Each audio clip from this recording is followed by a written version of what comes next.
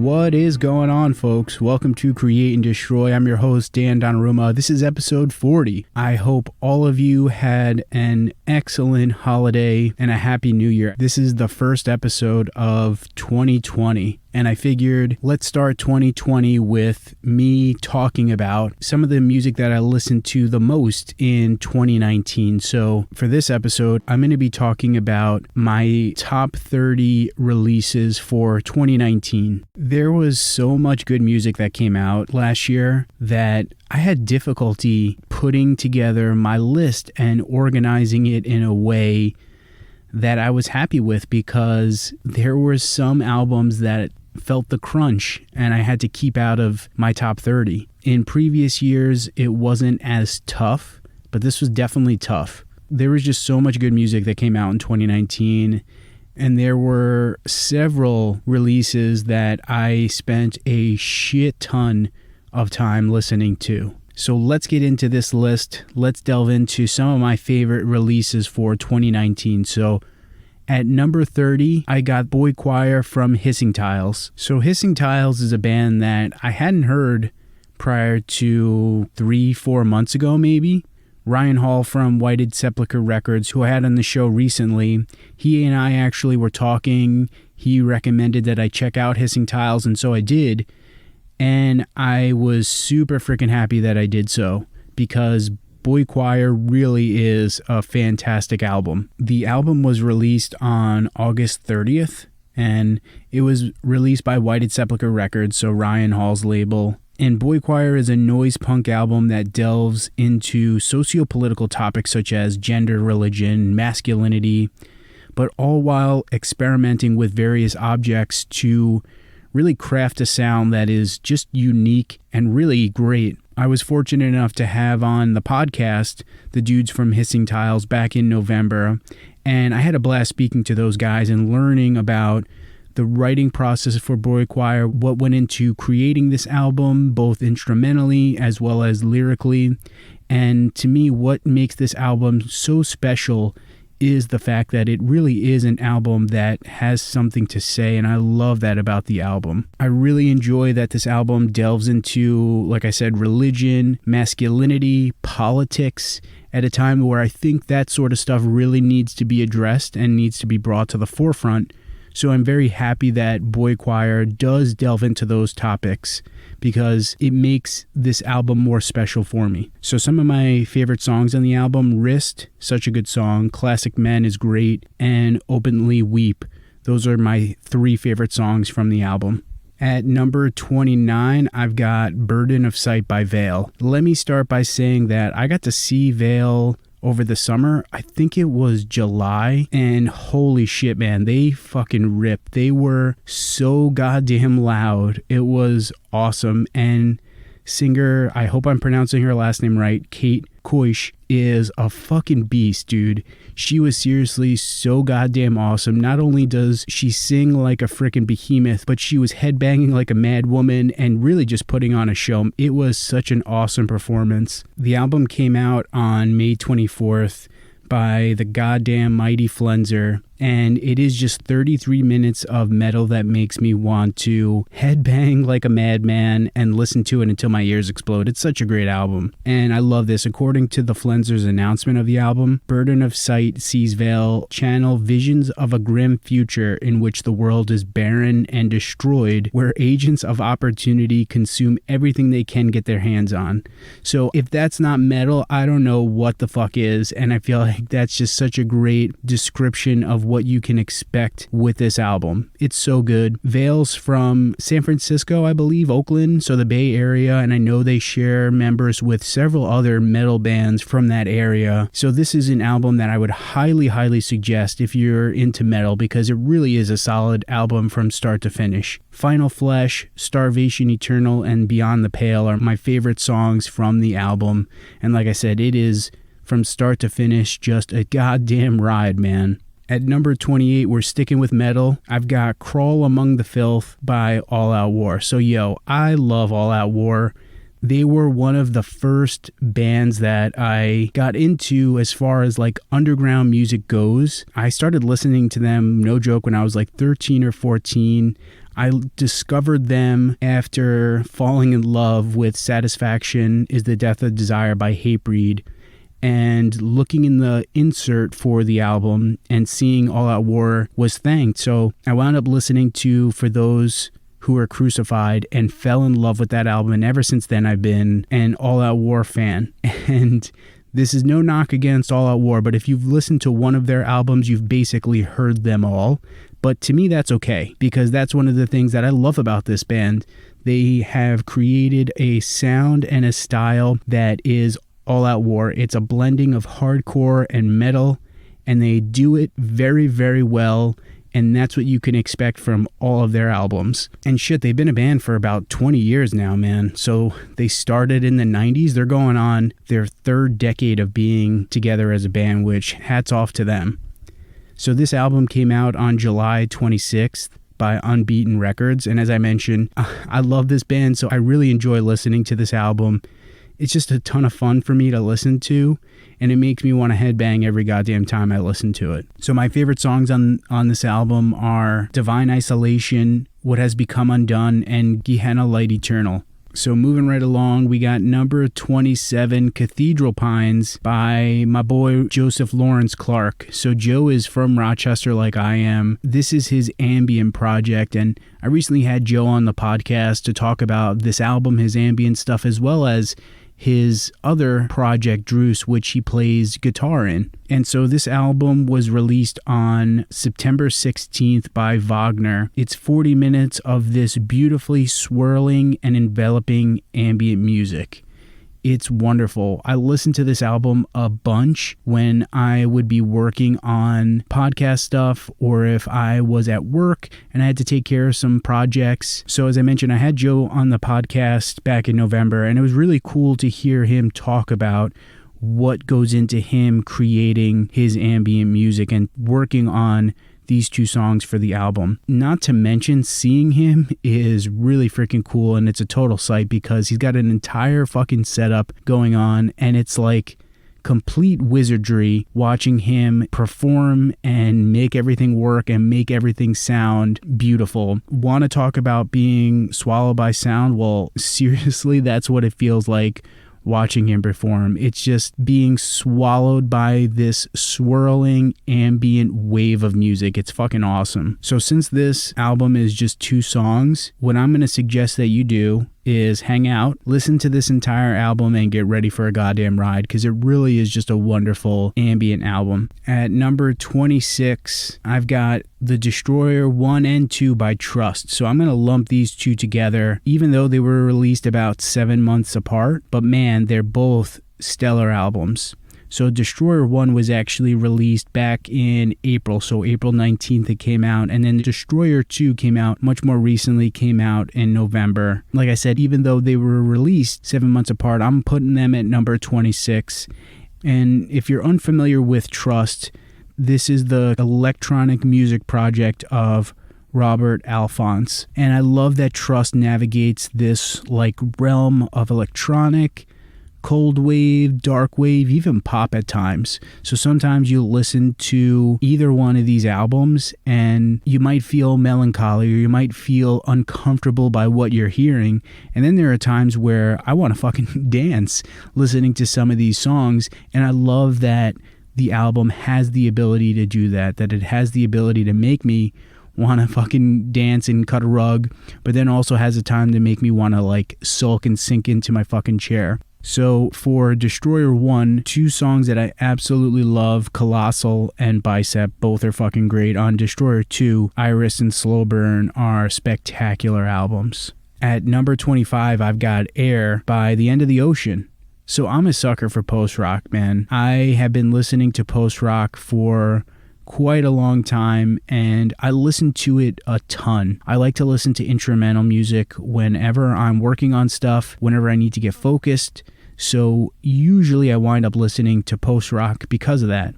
And as I said, I'm a sucker for post-rock, and I'm a total sucker for this album. It's such a cool album, and it came out on January 18th by Equal Vision Records. This album feels totally uplifting and victorious at times, but then there are some times where it feels fucking heavy. As much as I love listening to depressing and gloomy music, every once in a while I want to listen to something that lifts my spirits, and this is an album that definitely does so. And I feel like this is an album that if you're into post-rock, this would be an album that you would really enjoy. Wes Jackson and Kevin Shannon, who are in the band, actually came on to the podcast back in June. Both were super freaking nice, and I really enjoyed talking to them, and I really enjoyed learning about what went into writing this album and their writing process in general for the band. Not to mention, I love that the name for this album came from John Wick. The John Wick movies are fucking dope, so that's awesome as hell. My favorite songs on this album are Self, Homesick. Homesick is such a good song. I mentioned this to the dudes when I had them on the podcast, but whenever I listen to that song, it always makes me think of my homegirl Danny whenever I listen to it, so I love that song. And then Desire. At number 24, I've got Ethic of Radical Finitude by Downfall of Gaia. So in 2016, Downfall of Gaia released Atrophy, which that album wound up being one of my favorite albums to come out that year. It was such a good album. Seriously, pause this, go put on Whoa from that album, and prepare to lose your shit. That song is so fucking good. But Ethic of Radical Finitude was released on February 8th, and it came out on Metal Blade Records. And I have to admit, I went into this album with pretty high expectations. So while this album doesn't land for me the same way that Atrophy did, it's still a freaking solid album, man. And I feel like Downfall of Gaia's brand of post-metal is really some of my favorite, and this album never seems to relent. It's heavy as hell. It has moments in it that are brooding, that seem to pull back only to pummel you right again. And I love that it does that. And because this album came out last February, when I listen to it now, it totally makes me think of the winter and darkness, because I listened to it a shit ton during the winter last year, which I feel like is very appropriate for an album like this. So some of my favorite songs from the album: The Grotesque Illusion of Being, Guided Through a Starless Night. Oh, that song is so fucking incredible. It's so good. And As Our Bones Break to the Dance. At 23, Crushing by Julia Jacklin. So let's talk about this album. I literally just listened to this album for the first time like 2 or 3 days ago, and I actually thought about keeping it off of my list because of that, but I couldn't because it's so fucking good. I have listened to it a shit ton in just those handful of days because it is incredible. So I'm going to shout out Tom Wasluck for this because he put out a list of his favorite albums of the year, and this was on there, which prompted me to check this album out. And literally as soon as I played the first track on the album, I was like, I'm going to love this album because it's just like folky guitar rock, and I love that stuff. It totally reminds me of Haley Hendrix, Angel Olsen, A.A. Bondi, who those three artists have put out some of my favorite albums over the last decade, and Crushing totally is right there with them. Had I listened to this album when it was released back on February 22nd, this would have wound up being much higher on my list, possibly even a contender for an album of the year because it's just such a goddamn good album. I also want to mention that Julia Jacklin's vocals are sublime. They are so goddamn great. They're incredible. I can just lose myself in her voice. She has such a beautiful singing voice. I could straight up listen to her sing all goddamn day. So some of my favorite songs on the album: Body, Pressure to Party, and Don't Know How to Keep Loving You. At 22, Nocebo by Elizabeth Colour Wheel. So I've mentioned this before on Create and Destroy, but I'm such a fan of bands or artists that can elegantly and masterfully blend various genres together. And Elizabeth Colour Wheel is no exception, and they do this so well. So like many of their label mates on the Flenser, Elizabeth Colour Wheel doesn't seem to be bound by any one genre. They perfectly incorporate like various subgenres of metal, even ambient, into their music, and they do it in a way that seems so goddamn effortlessly and so seamlessly that at times when I listen to their music, I'm just like, what the fuck? How do they pull this off? But they do, and they pull it off so damn well. This came out on March 25th, released by, again, the Flenser, who fucking shout out to the Flenser guys. I think I have like 6 or 7 albums in my top 30 that were put out by the Flenser. So, yo, fuck yeah, Jonathan. Fuck yeah, Flenser. You guys are the shit. Singer Lane, she is a revelation, man, and has some of the most harrowing, beautiful, and amazing vocals you'll hear. Seeing this band perform and being able to witness Lane's presence, because not only does she have fantastic vocals, but she has such a presence on stage. It's really something to behold. And then not even just her, the rest of the band, they really have some showmanship, man, and I could not recommend seeing them live enough. They absolutely rip live. So some of my favorite songs on this album, Somnambulist, is incredible. I very, very rarely listen to songs on repeat these days, but I can't even begin to tell you how many times I've played this song on repeat. It's so fantastic. Lane's vocals coupled with this like electronic hissing and like ambient amazingness led to one of my absolute favorite songs of the year. It's so good. But then I also love 23 and Life of a Flower. At 21, I've got Gentle Illness by Caina. So if you want to feel like you're descending into the depths of hell while your mind slowly slips away, then Gentle Illness is the album for you, because I think that's a pretty apt fucking description of listening to this album. From the opening track of Wellness Policy and the sample that's featured on that track until the last note rings out on One Breath Under the Yoke is a Fate Worse Than Death. This album seriously makes me feel like my goddamn skin is crawling. So it came out on November 30th by Apocalyptic Witchcraft Recording. And if you're unfamiliar with Caina, Caina is a black metal project of UK's Andrew Curtis Brignell, and Gentle Illness feels so uncomfortably horrifying in all the right ways. Like, this is metal done right. And there's never a moment on this album where I feel like something's amiss or that something didn't land for me. This album pulls me in right from the get-go and does not let go. I love the vocals. I love how horrifying, I feel like is a pretty good descriptive word for this album, how horrifying it could be at times, and just how heavy it is and how ruthless it feels at times. Some of my favorite tracks, Your Life Was Probably Pointless, Gentle Illness, and My Mind Is Completely Disintegrating. Oh, that song is so good, which I've listened to this a couple of times, like when I'm making dinner or making breakfast, and Danielle will be like, what the hell is this that you're listening to? Because, yeah, it is a pretty bleak album, man, so be prepared if you have not listened to it. At number 20, Trust Ruins by All Your Sisters. What an album. Freaking love this album, man. And back in March, I got to have Jordan Morrison from All Your Sisters on the podcast, and we talked about All Your Sisters and Trust Ruins, and Jordan explained what went into this album and the writing process for this album and some of the themes that this album deals with lyrically. So Jordan wound up writing a lot of the songs around the end of 2016, and this was a point in his life where Jordan lost his brother-in-law due to a drug overdose.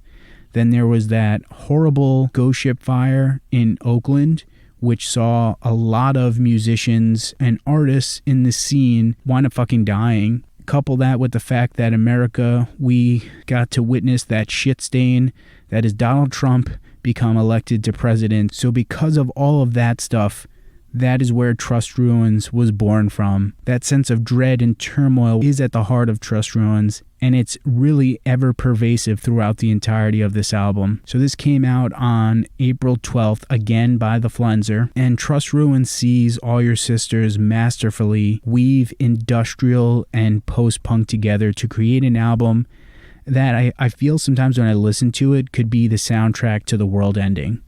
I love Jordan's vocals. I love his lyrics. Some of my favorite songs on the album, Power Abuse, Dividing Lines, and Self-Medicating. Self-Medicating is so good. The beginning of that song just fucking rips. It's so good. At number 19, The Fleeting Light of Impermanence by the Appleseed Cast.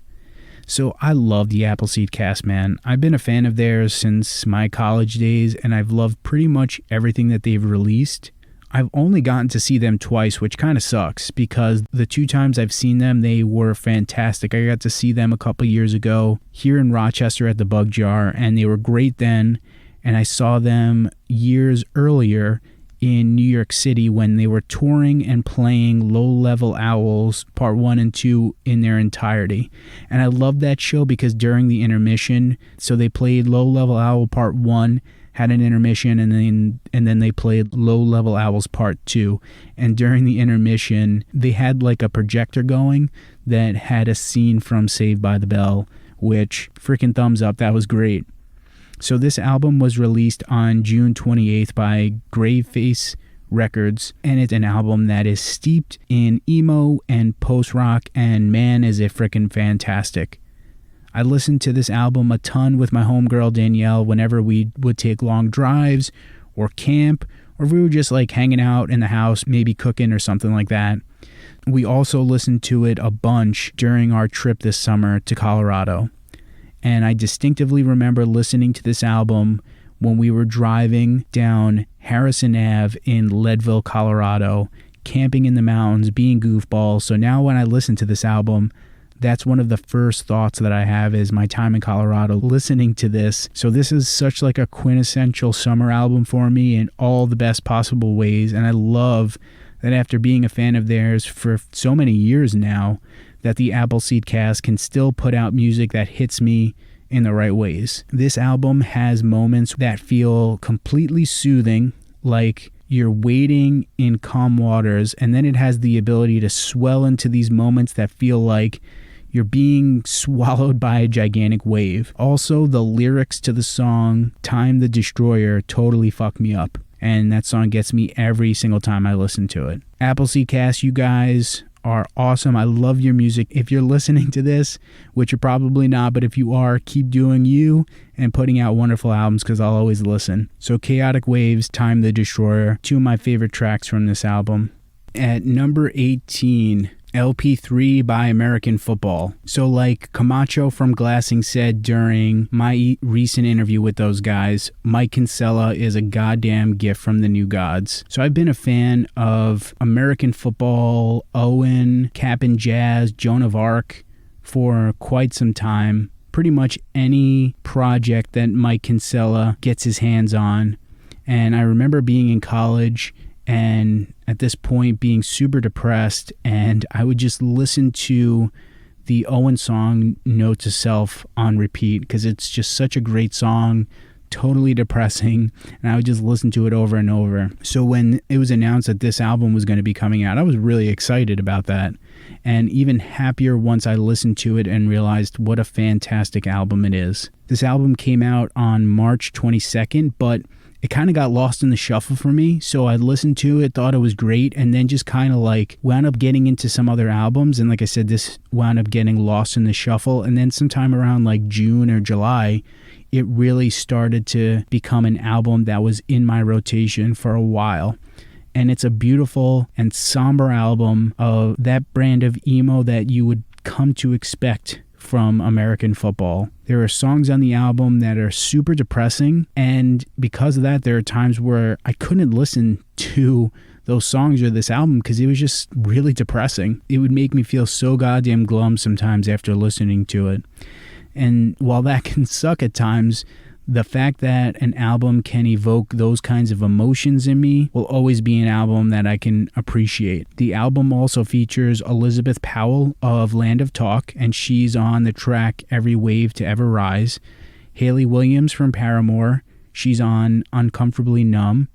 And Rachel Goswell from Slowdive on I Can't Feel You. And I absolutely love what each of these ladies contribute to the respective songs that they're on. They all are fantastic on the songs that they get to contribute to. I especially love Elizabeth Powell's vocals on Every Wave to Ever Rise. Such a good song. And to be honest with you, those are the 3 songs that are my favorite from the album. At 17, I've got Nest from Flemish Brabant Belgium's Brutus, which for some reason I thought Brutus was American. I had no clue that they're from Belgium. So as I was preparing for this and looking up the album, I learned that they're from Belgium, so shit. So let me start off by saying that drummer and singer Stephanie Manaerts, which I hope I'm pronouncing her last name correctly, is a goddamn beast, dude. I absolutely love her vocals, and the fact that she can sing like this and fucking slaying the drums is dope as hell. I remember years ago seeing Ed Gain and being totally flabbergasted by the fact that their drummer would crush it and would be singing at the same time. And I feel the same way about Brutus. I haven't seen them live, but I imagine I'd be floored watching Manaerts drumming and singing away. So this album came out on March 22nd by Sargent House, and it's seriously such a riveting album from start to finish. During the summer, no joke, I would listen to this album pretty much daily when I would ride my bike to and from work. So this was like my summer riding my bike album, and I loved it. One of the other things that I really enjoy about Brutus is I don't know how to definitively characterize their sound. Like, they're a metal band, but at times they almost wade in the waters of like punk and also maybe even a little bit of pop to their sound. It's really fucking great. I guess the best way to describe it would just be like heavy metal. I don't know.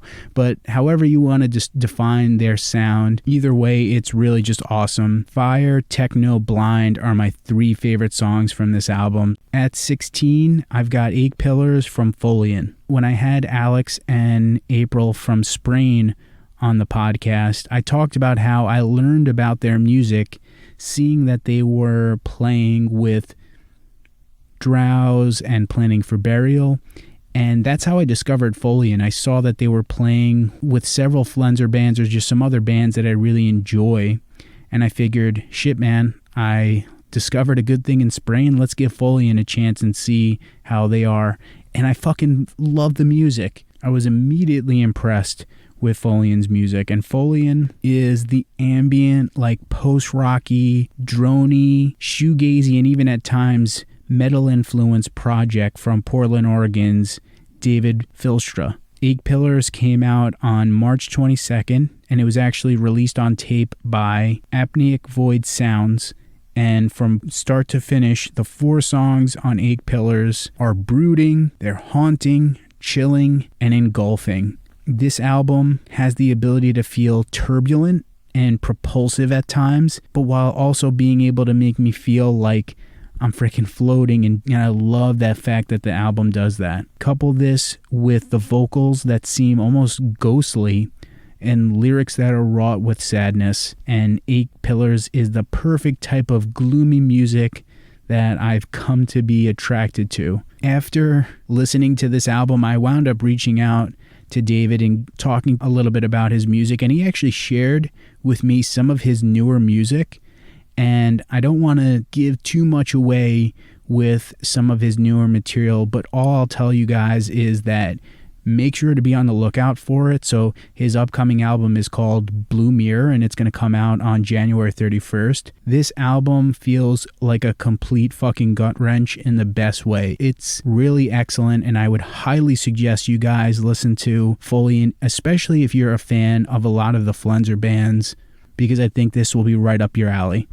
Since 8 Pillars is 4 songs, just listen to the entirety of it because it's not going to disappoint. But Where All This Dust Comes From is incredible. At number 15, Nowhere Now Here by Mono. Yo, Mono is the shit. I love this band. So as I've mentioned, guys, I love post-rock, and Mono has become one of my favorite post-rock bands. Any band that has been around for 20 years and has released something like 10 studio albums like Mono has and can still put out music that I enjoy deserves all the goddamn praise. So same thing like with All Out War. I'll always love this band. I got to see them back in May with Emma Ruth Rundle, and they were fantastic. It was such a phenomenal and memorable set. They were seriously so great. Emma Ruth Rundle was also spectacular. I went into listening to this album with high expectations because their last album, Requiem for Hell, was one of my favorite albums to come out in 2016. It's such a great album. So Nowhere Here Now was released on January 25th by Temporary Residence, and this album actually sees the addition of drummer, hopefully I'm pronouncing this correctly, Dom Majori Sapola. While I enjoyed Requiem for Hell more than I do Nowhere Here Now, that doesn't mean this album isn't a solid album. It is a spectacular album. It has moments and tracks that are quite heavy, but that also features moments that are more subdued and soothing. And Mono does such a superb job at balancing those heavy moments with some of the more softer and more soother moments. After You Comes the Flood and Sorrow boast moments that are just heavy as hell, with the latter building up to feel like a freaking blistering cacophony of metallic post-rock that I just love. And then there are moments in this album such as Funeral Song and Vanishing Maybe that feel completely raw with sadness and melancholy, where the tracks are so emotionally palpable. They're more quiet, I will say, or more subdued than some of the heavier moments on this album, but I can't help but feel completely moved and enthralled by that. And I love that they are able to, again, balance that heaviness and the more quietness with this album. So in recent years, Mono really has become one of my favorite post-rock bands, and Nowhere Here Now is a solid addition to a catalog of music that is really nothing short of impressive at this point in time. So After You Comes the Flood, Nowhere Here Now, Sorrow, and Meet Us Where the Night Ends are some of my favorite songs from that album. At number 14, I've got Bigger Than Life by Black Marble. Black Marble is this like lo-fi synth pop project from Chris Stewart, and I've been a Black Marble fan for quite some time now, and Bigger Than Life is the project's third album, and I have to say it is a solid album from start to finish. This album was born from Stewart's experience of moving from New York to LA, being in this new environment and having these new surroundings, and the turmoil that this experience was wrought with at times. When it was announced that this album was going to be coming out, I was super freaking excited, and I was really happy to see that the album was going to be released by Sacred Bones, because I do feel like Black Marble deserves some love. And it came out on October 25th, and like I said, it did not disappoint in the slightest. I love the sound that Stewart is able to encapsulate with Black Marble. There's a sense of longing and at times even sadness in the music and in the lyrics that he writes. But then there's also these moments that are upbeat and up-tempo.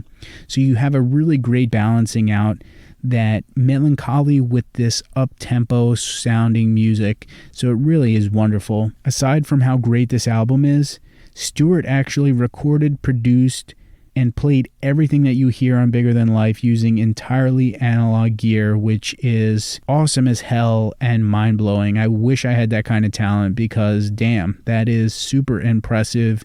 So hats off to Chris Stewart, because yeah, that's pretty cool. My favorite songs from the album, Never Tell, Feels, and Bigger Than Life. Oh, what a great album. At number 13, I have Modern Mirror by Drab Majesty. So let me preface this by saying I really haven't been a fan of Drab Majesty, to be quite honest with you. Their previous releases really didn't do it for me, but I kept seeing people talking about this album and how good it was, and I said to myself, let me give it a shot and see if I'll like it. And I was pleasantly surprised with this album. It's fantastic. Going into listening to it for the first time, I did not expect to enjoy it. I wound up loving this album. It hooked me from the beginning. And so Drab Majesty is this like dark wave solo project of Deb Demure, the alter ego of LA-based musician Andrew Klinko. But it's a great album. And I will give credit where credit's due. The fact that the dude puts on face paint. I would fucking hate to put on face paint and perform. I feel like that'd be so fucking annoying. But the fact that he puts on face paint and performs, I'll give credit where it's due there, because that is pretty cool.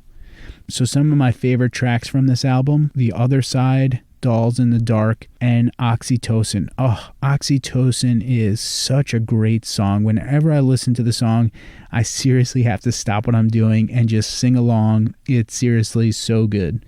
At number 12, Careful by Boy Harsher. For some reason, I thought Boy Harsher was from LA, but apparently they're from Northampton, Massachusetts.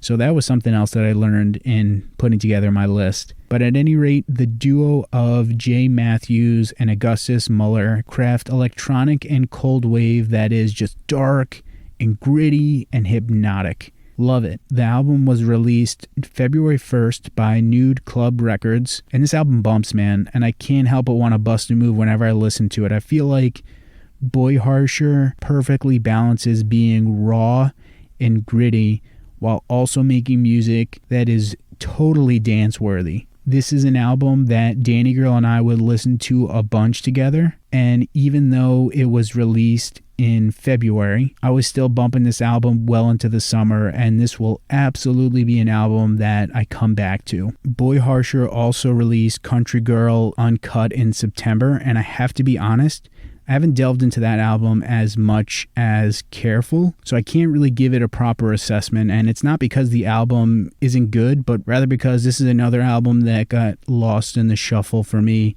I completely forgot about it until I was preparing my list and realized, oh shit, they released Country Girl Uncut, so that's going to be a release that I'm going to really start delving into over the next few weeks. Some of my favorite songs from the album: Face the Fire, Fate, oh, that song is so good, that's my jam, one of my favorite songs of the year, and then Tears. At number 11, Knocturne-Be Forest. So Be Forest is a shoegaze band from Italy, and I discovered them a few years ago. I was listening to a band on Spotify, could not tell you what band it was or the album that it was, but once the album ended, Spotify just started playing similar bands or similar tracks, and Be Forest was a band that was suggested, and the song that came on was Totem from the album Earthbeat, and I instantly fell in love with that song and eventually that album.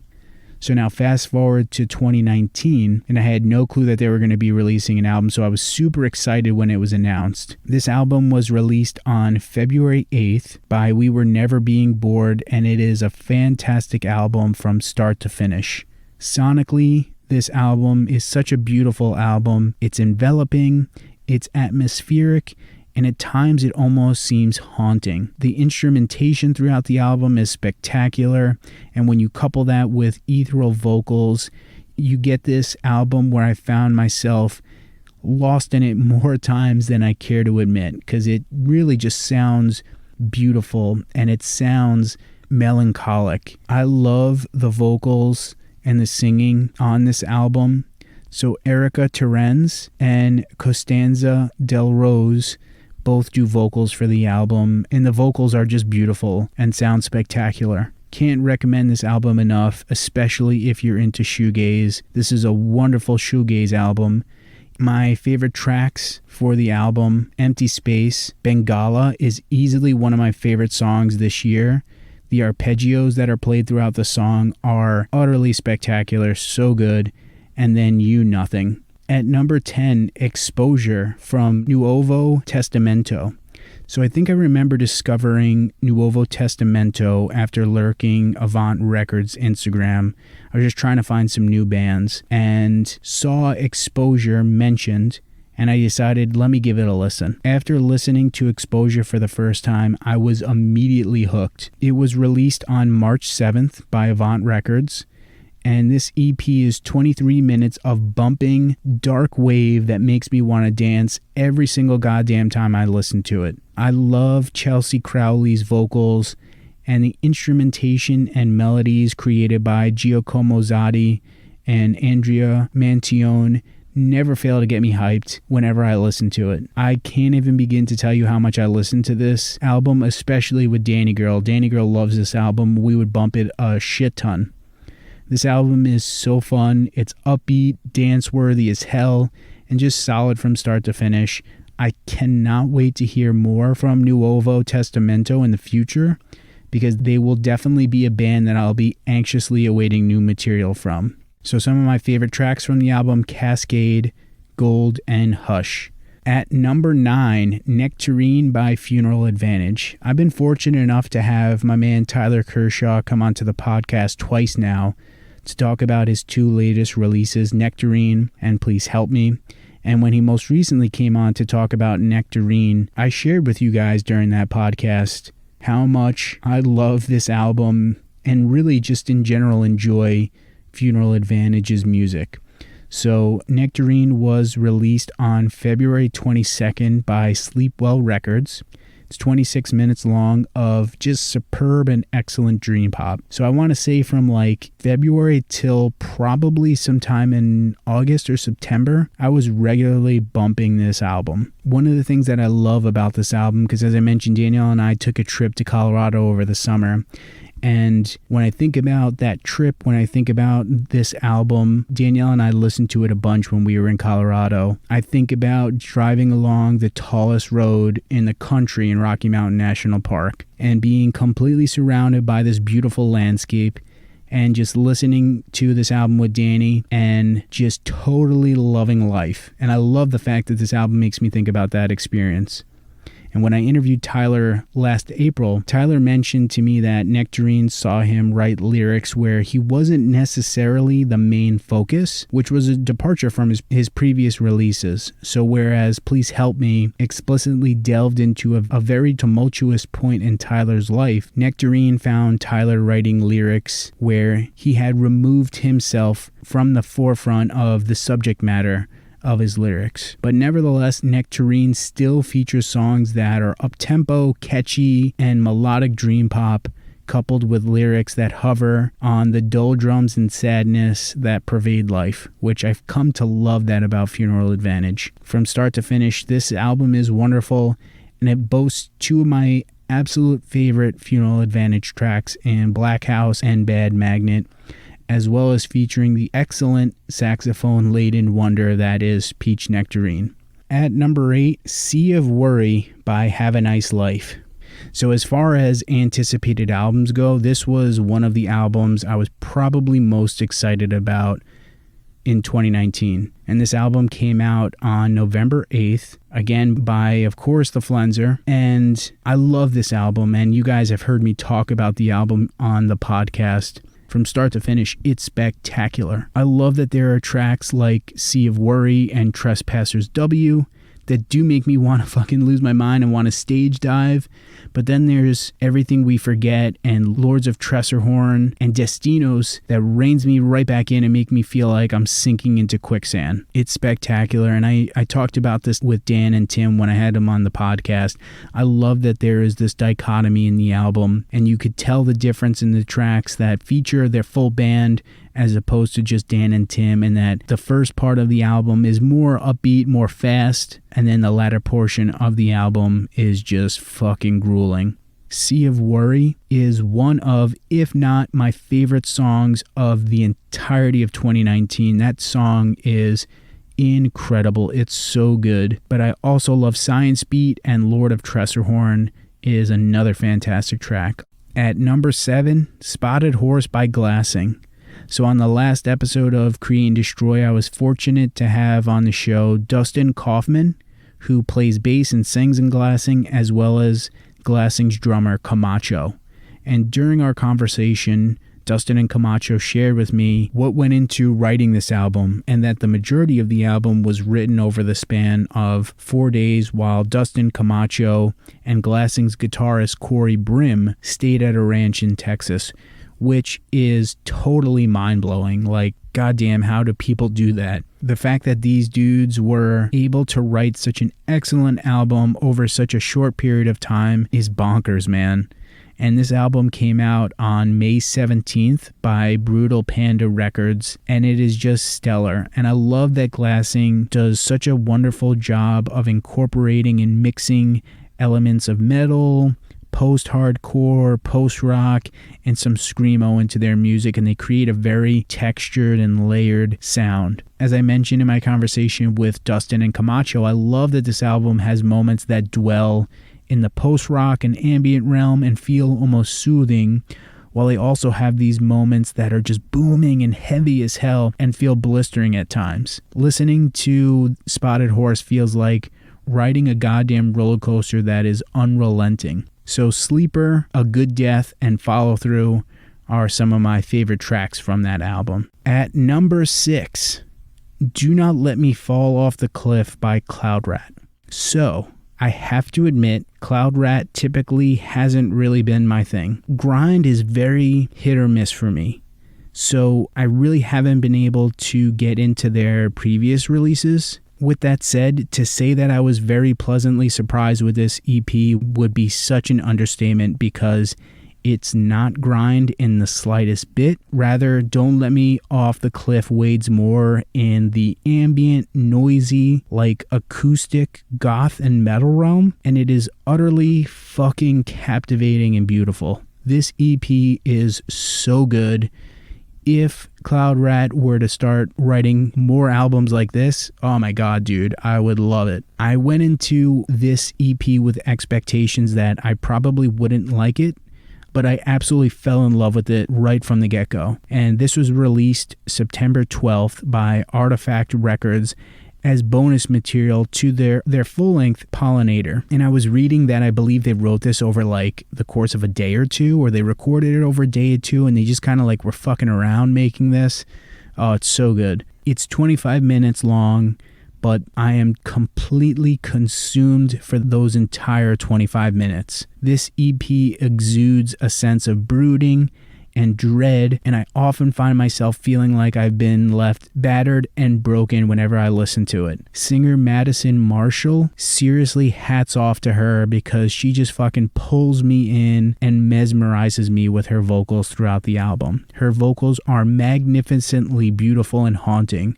Straight up hats off to Madison Marshall for being able to unleash such pummeling vocals on Cloud Rat's usual grind output, but then also being able to put out an EP like Do Not Let Me Off the Cliff, because completely two different vocal styles. Not to mention the album art for this EP is wonderful, and it might be my favorite album art of the entire year. It's so goddamn cool. When I listen to this EP, I'm totally reminded of Chelsea Wolfe, of the last Oathbreaker album, Raya, which I love Raya. That album, when it came out in 2016, is fucking incredible. So it reminds me of that Oathbreaker album, and it reminds me of Chelsea Wolfe, and I love that. So listen to the entire thing, because the entire thing is incredible. But my three favorite tracks from the EP, The Portal of God is non-existent, Share, and Pity Sex is absolutely fantastic. So I'm actually going to stop there, because as I mentioned, my next episode, I'm actually going to have on some guests, and we're going to be talking about our top 5 favorite releases from 2019. If you follow me on Instagram, I'm sure you guys could probably guess what some of those top 5 picks for me will be. But I've got some really cool guests coming on the podcast, so make sure to tune in so you can hear not only my top 5 releases of 2019, but also their releases as well. If you enjoy this podcast, guys, subscribe to the show, rate the show, help other people discover this podcast. Let me know what you guys think about some of these albums, and let me know what some of your favorite albums of the year were, because I love talking to you guys about that sort of stuff. So let me know what you guys think about some of these albums and what are some other ones that you enjoyed. As always, you guys know the drill. Get out there, create something cool. I will see you all next time.